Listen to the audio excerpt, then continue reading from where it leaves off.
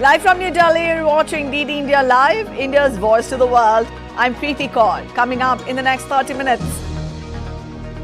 Fourth session of India's lower house of Parliament after the 2024 general elections to begin tomorrow with oath-taking of members, election of new speaker on 26th of June. India's External Affairs Minister Dr. S. Jaishankar is travelling to the United Arab Emirates on Sunday to hold talks with his counterpart Abdullah bin Zayed Al Nahyan. Trump urges Christians to vote, touches only briefly on abortion at faith event, says abortion restrictions should be decided by voters on a state-by-state basis. History created by Afghanistan in T20 Cricket World Cup by beating the mighty Australians by 21 runs in a Super 8 encounter.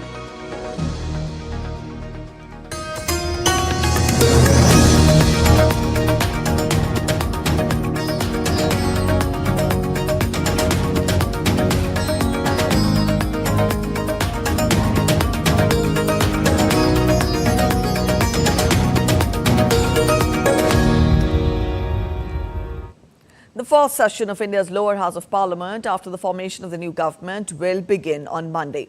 During the session, the oath and affirmation of newly elected members will take place. Senior BJP MP Bhartihari Mehtab, who has been appointed as pro tem speaker, will administer the oath to the newly elected Lok Sabha MPs. The election of the new speaker for the lower house will be held on 26th of June. The session of the upper house will commence on 27th of June. Also, India's President Draupadi Murmu will address the joint sitting of both the houses of Indian Parliament on 27th of June. The Parliament session will conclude on 3rd of July.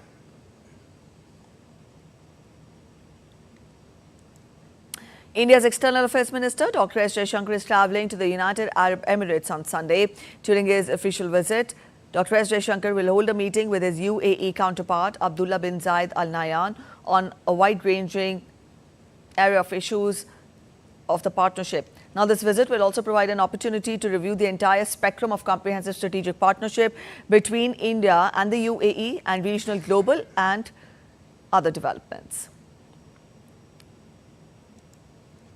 Meanwhile, posting on social media website X, India's External Affairs Minister Dr. S. Jaishankar paid tribute to the memory of victims of AI-182 Kanishka who were killed in a terrorist attack back in 1985. He said, and I quote, "Today marks the 39th anniversary of one of the worst acts of terrorism in history. Pay my homage to the memory of the 329 victims of the AI-182 Kanishka who were killed on this day in 1985. My thoughts are with their families. The anniversary is a reminder why terrorism should never be tolerated." Indian Space Research Organisation on Sunday said that it has achieved a third consecutive success in the reusable launch vehicle landing equipment. The winged vehicle, named Pushpak, executed a precise horizontal landing, showcasing advanced autonomous capabilities under challenging conditions. Space Agency said that this mission simulated the approach and landing interface and high-speed landing conditions for a vehicle returning from space, reaffirming ISRO's expertise in acquiring the most critical technologies needed for the development of a reusable launch vehicle. With the objectives of the reusable launch vehicle landing experiment accomplished, ISRO now embarks into RLV-ORV, the Orbital Reusable Vehicle. One terrorist was killed by Indian Army on Saturday while foiling an infiltration bid on the line of control in Uri sector in North Kashmir. The encounter is underway between the army and the infiltrators. Officials said that the army spotted a group of infiltrators in the vicinity of Basgran village in Uri, which later turned into an encounter. The army has named it Operation Bajrang. This is the third encounter between forces and militants in North Kashmir since Monday, in which 3 militants of Lashkar-e-Taiba were killed and 2 soldiers sustained injuries. In a big win against left-wing extremism in Sukma district of Chhattisgarh, authorities have made a major recovery. For the first time, Chhattisgarh police have seized currency printers, ink and notes of several denominations from the Maoists. Extensive security operations in the region indicate that Maoist cash flow is linked to the use and circulation of counterfeit currency in the local markets. The Ministry of Education has handed over the matter of alleged irregularities in the NEET-UG examination 2024 to the CBI for a comprehensive investigation. National Testing Agency conducted the NEET-UG examination on May 5th this year. Certain cases of alleged irregularities were reported. After a review, Indian government handed over the matter to CBI for comprehensive investigation and to bring transparency on the conduct of the examination process. The central government has also enacted the Public Examination Prevention of Unfair Means Act 2024 to prevent unfair means in the public examinations.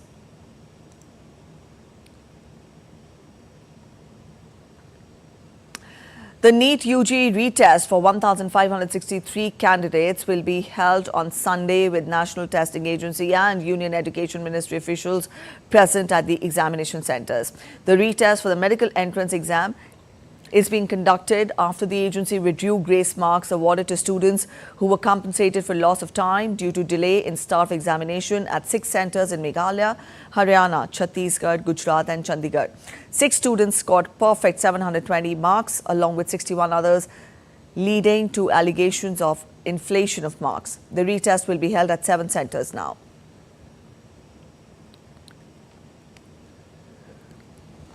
Union Education Minister Dharmendra Pradhan had ruled out cancellation of NEET for now, saying he did not jeopardize the careers of lakhs of students who cleared the exam rightfully because of isolated incidents of malpractices.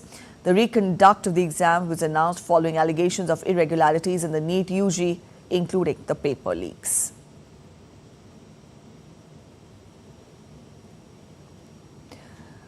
Also, the National Eligibility Cum Entrance Test Postgraduate or the NEET-PG examination set for June 23rd has been postponed by the Ministry of Health and Family Welfare. The rescheduled date will be announced soon. The ministry said the decision has been taken as a precautionary measure and was taken in the best interest of students and to maintain the sanctity of the examination. The Education Ministry also set up a 7-member panel headed by former ISRO Chairman K. Radhakrishnan to review the NTA's functioning and recommend exam reforms. UGC Chairman M. Jagadesh Kumar said that forming a high-level committee of experts with Dr. K. Radhakrishnan as chairman is a welcome step towards ensuring entrance examinations are transparent, smooth and are conducted fairly. It's a welcome step, forming a high-level committee under the chairmanship of Dr. K. Radhakrishnan as chairman is a necessary and correct step towards assuring the entrance examinations transparent, smooth and fair conduct. The committee's emphasis on recommending reforms in the examination process and enhancing the data security and providing the NTA's structure and functioning. It will definitely strengthen our national entrance examination system. Protecting students' interests and their future will continue to be our top priority, and it should be our top priority. All right, DD India correspondent Siddharth Bhardwaj joins us for more. Siddharth, when we talk of the stand by the government, then the government has in fact come down heavily on the NTA, and it has also suggested some changes with regards to functioning of the NTA and also the office bearers. Let us get more from you on this first.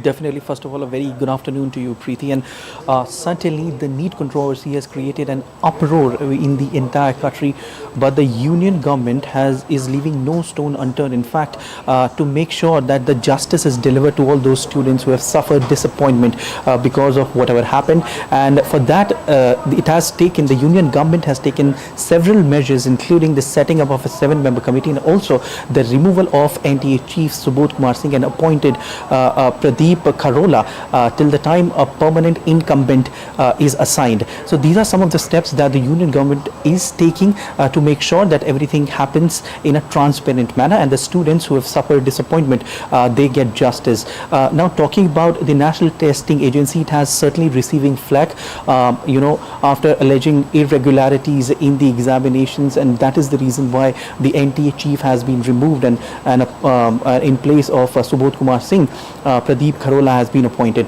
As far as the 7-member committee is concerned, that the government has also made the 7-member committee headed by the ex-ISRO chief K. Radhakrishnan and also 6 other members. Remember, Preeti, all these 6 members who have been appointed in the committee are the ones who know ins and outs of how these examinations are conducted, what is the actual procedure, and how these examinations are conducted in a proper manner. So they are appointed in the committee to make sure that everything happens in a smooth line manner. The mandate of the committee would be to recommend reforms in testing procedures, also to recommend reforms in data security protocols, and also to review the functioning of the National Testing Agency, which, like I said, is receiving a lot of criticism after whatever happened inside the country. Now, these 6 members, the 7-member committee has 2 months' time to submit their report, and this committee has been formed by the government to review all these things and to mention all those points which I've just mentioned. In 2 months' time, they'll be submitting their reports to the government, and that further proceedings will take place. Also, as far as the NEET-PG, I beg your pardon, examination is concerned, that it was supposed to take place today, but it has been postponed, like you were also mentioning. Due to the very fact that it is postponed because of the precautionary measure taken by the government in wake of the recent alleged allegations on the examinations of certain competitive examinations. So all this is happening, and the union government, like I said, is doing everything they can to make sure every student gets justice, and also if any culprit is found, they would be given the strictest punishment. Over to you, All Preeti. right, Siddharth. Thank you for joining in with those details. So that was our correspondent spelling out more details on what the government stand has been on changing of NTA. In fact, changing of the leadership at NTA and also the office bearers there, and also functioning of the agency. We'll keep you updated. Also, the NEET-PG examination that was supposed to be held today has been postponed. Let's turn focus to other updates now. India's Home Minister and Minister of Cooperation, Amit Shah, chaired a high-level meeting in New Delhi to review overall preparedness for flood management in the country in the context of upcoming monsoon. Indian Minister of Jal Shakti, C.R. Patel, Minister of State for Home Affairs Nityanand Rai are also attending the meeting. Various secretaries of concerned ministries are also present at the meeting. Officials from Railway Board, NDMA, NTRF, IMD, CWC, NHAI and other senior officers of the ministries concerned are attending the meeting as well.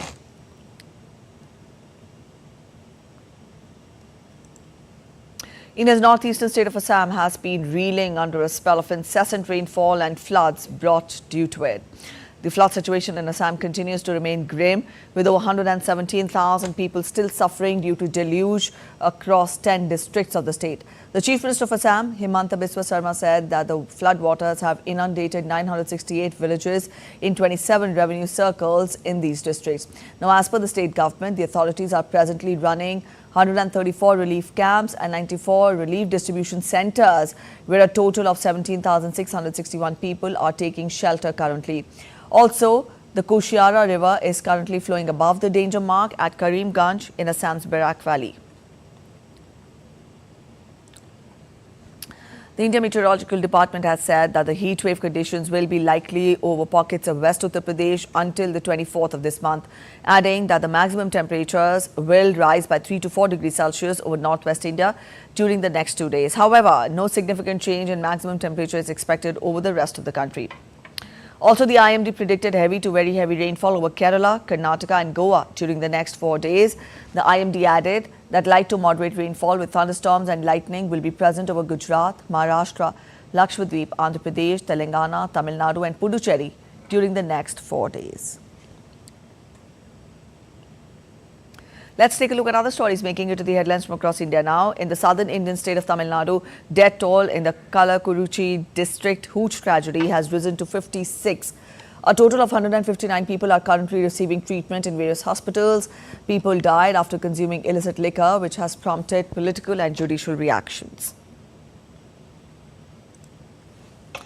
Pilgrims visiting the Jagannath temple experienced profound spiritual journey enriched by the temple's deep historical and religious significance. Located in Puri in Odisha, the Jagannath temple is one of India's Char Dham pilgrimage sites, drawing millions of devotees each year. The temple, dedicated to Lord Jagannath, an incarnation of Lord Vishnu, is also renowned for its annual Rath Yatra.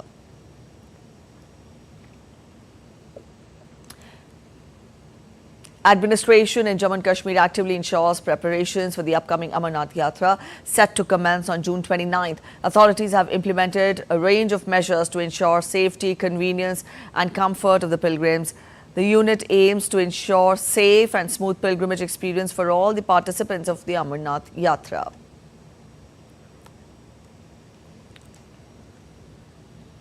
You're watching DD India Live. We're heading for a short break. But after the break, Russian bomb attack kills at least 3, injures 29 in Ukraine's Kharkiv.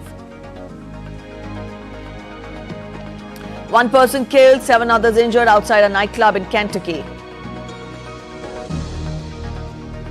Belgium back on track with a 2-0 win over Romania in the Euro Cup.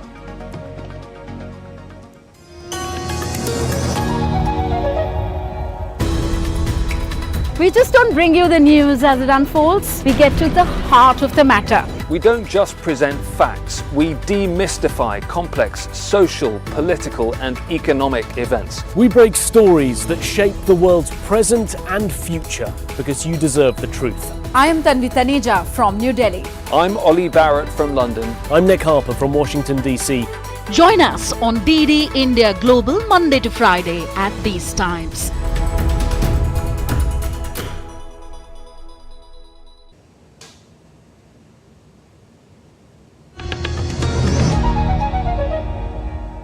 Welcome back after the break. You're watching DD India Live and I'm Preeti. Let's get to international updates. Russian guided bombs struck an apartment building in Ukraine's second largest city of Kharkiv on Saturday, killing at least 3 people and injuring 29.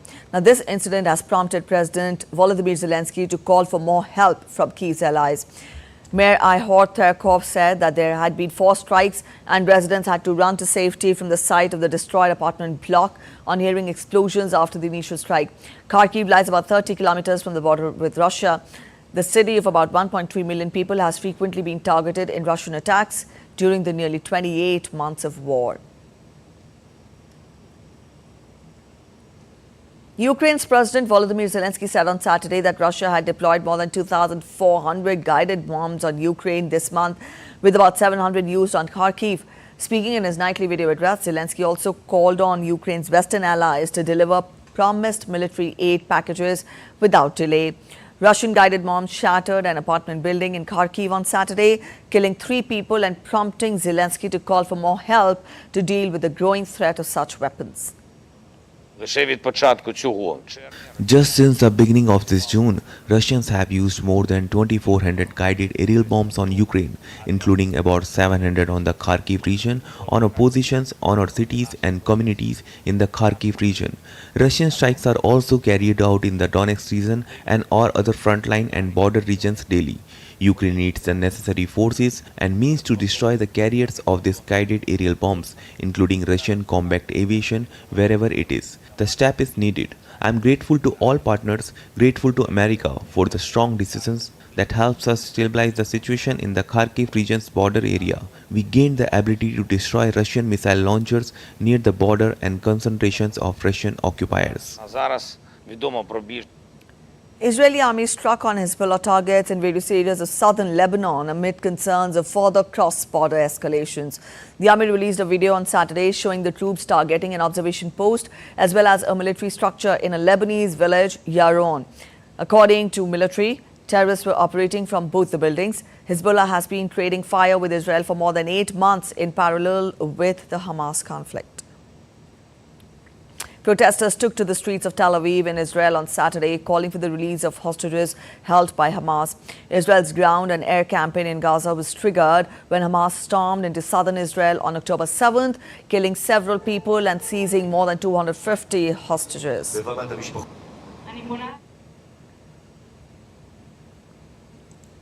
The U.S. Central Command destroyed 3 Houthi uncrewed surface vessels in the Red Sea in the past 24 hours. The US force added that the Houthis also launched 3 anti-ship ballistic missiles into the Gulf of Aden, but there were no injuries or significant damage. The US military's Central Command also dismissed a categorically false recent claim about a successful attack by Houthi forces on the aircraft carrier Dwight D. Eisenhower.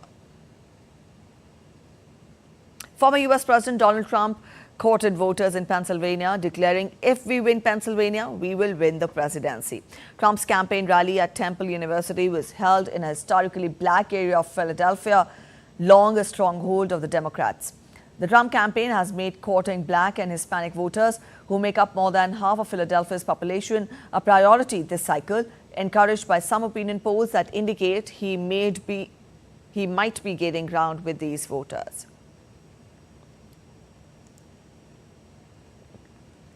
In another speech, Donald Trump urged Christians on Saturday to vote in masses for him in November, vowing to aggressively protect their religious freedom if he is elected. Speaking at an event organized by the Faith and Freedom Coalition in Washington, the former president reiterated his position that abortion restrictions should be decided by voters on a state-by-state basis. The stance contradicts the view of most conservative Christians and Trump's reticence to push or even discuss additional federal regulations, speaking to how sensitive the issue has become for Republicans. Trump has repeatedly said that Republicans risk electoral defeat if they take too stringent a line on abortion rights. Evangelicals and the Christians, they don't vote as much as they should. I don't know if you know that, you know? They go to church every Sunday, but they don't vote. And we have to make sure they vote just this time, because all you have to do is this time. You don't have to worry about it, because we're going to straighten it out very fast, just this time. And I will shut down the Federal Department of Education, and we will move everything back to the states where it belongs and where they can individualize education and do it with the love for their children. In a shooting incident in the U.S., 1 person was killed and 7 others were injured outside a nightclub in Louisville, Kentucky on Saturday. First responders found 2 people injured with gunshot wounds. Later, one of the victims, a man, was pronounced dead. The police did not mention any information about the suspect, and it's unclear how many people opened fire or what caused the shooting. Earlier, in a similar but separate incident, 3 people were killed and 10 others were injured in a shooting incident at a grocery store in Arkansas on Friday. Let's take a look at other stories making it to the headlines from across the world now. Climate activist and actress Emma Thompson called for urgent climate action as thousands of people came together for a march in London. More than 300 organizations joined the Restore Nature Now to demand government take action to restore the country's wildlife. Chilean police rescued a driver from an overturned vehicle buried in snow from an avalanche. Army services and emergency services were promptly alerted, and a specialized rescue team equipped with snowmobiles and advanced rescue gear was dispatched to the scene. Braving harsh weather conditions and the risk of further avalanches, the rescuers in fact worked meticulously to locate and reach the buried vehicle. And the Guangzhou Zoo in South China recently welcomed a flamingo chick, the first of the species to hatch at the zoo this year after an incubation period of about 30 days. The flamingo chick is thriving under the dedicated care of zookeepers. It can also stand on its own. Its parents remain steadfast by its side, ensuring its well-being. All right, on to sports now. In T20 Cricket World Cup 2024, Gulbuddin Naib's deadly spell guided Afghanistan to a historic 21-run victory over Australia in Super 8 match on Sunday. Chasing 149, Australia lost early wickets before Glenn Maxwell came to the rescue and dominated the Afghan bowlers. Maxwell scored 59 off 41 balls and brought Australia back into the game. However, the Afghan bowlers bounced back in style and bundled out Australia for 127 and registered a thrilling win. Naib scalped 4 wickets while Naveen-ul Haq scalped 3. This was Afghanistan's first ever win over Australia in international cricket. Earlier in the match, Australian pacer Pat Cummins also became the first bowler to register consecutive hat-tricks in T20 internationals. The Football Euro Cup 2024. In the match, Belgium secured a 2-0 win over Romania in an incredible action-packed game on Saturday that set up a final round showdown with all the 4 teams in Group E on 3 points. Belgium were under pressure in Group E after losing their opening game to Slovakia, but responded with an outstanding attacking display to illustrate exactly why they are rated among the favourites in Germany. In a magnificent, colourful atmosphere, Yuri Telemans' low drive put them ahead after 73 seconds, setting the platform for Belgium to create a host of chances. Belgium now have the chance to secure a place in the last 16 when they face Ukraine in their final game on Wednesday. The UAE witnessed a display of unity and wellness as Abu Dhabi and Dubai hosted grand celebrations for the 10th International Day of Yoga. In Abu Dhabi, the Indian Embassy with Abu Dhabi Sports Council organized a yoga session. Over 1,500 participants joined the event. Dubai saw an even larger gathering with more than 5,000 people converging at the World Trade Center. The Indian mission in Dubai with Friends of India, Arab Yoga Instructors Council and Dubai Sports Council orchestrated the celebration, marking the oneness of body and mind.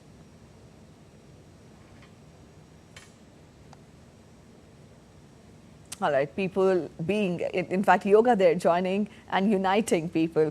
All right, that's it in this edition of DD India Live, but let us know your thoughts on the news of the day. For those of you on the go, you can get all the latest news and updates from India and across the world on the DD India mobile app. This app is available on both Android and iOS platforms. Up your screens, you can scan the QR code to download the apps now. We'll be back with more news as it breaks here on DD India. I'm Preeti Kaur signing off, and from all of us in Delhi, thanks for watching DD India Live.